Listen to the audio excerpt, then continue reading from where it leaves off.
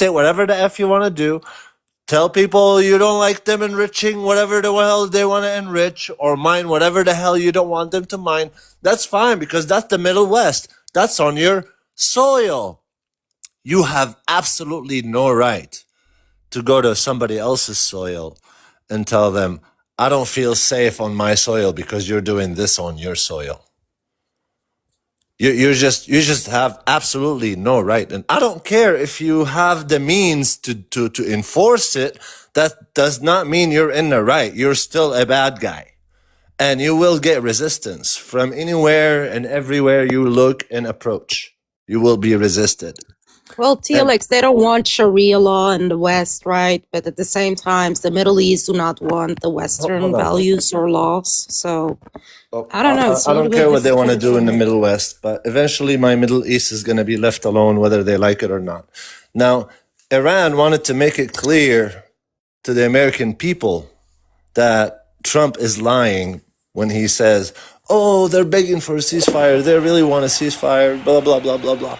This is why they didn't show up. Not because they didn't feel safe. The Pakistanis gave them plenty of protection when they escorted them in last time.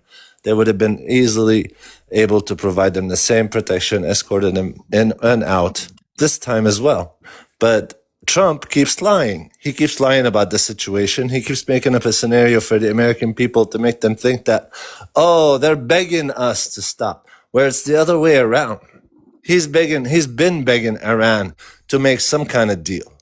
And Iran is the one that says, nope, either no more attacks from Israel and from you, and you're going to get out of Lebanon, meaning Israel, and you're going to get out of Syria, and you're going to get out of the West Bank, or this shit doesn't stop. And the US or Trump or whoever controls him, whoever got his puppet strings, apparently is not willing to even give that a thought, but it's being shoved down his throat or their throat, whether they like it or not.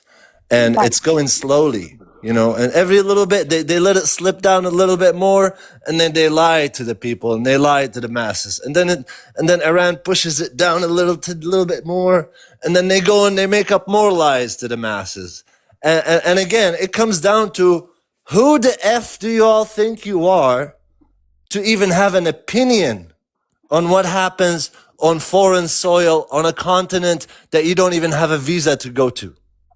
Thank you. And why are they sending Jared Kushner? He's not even a part of our government.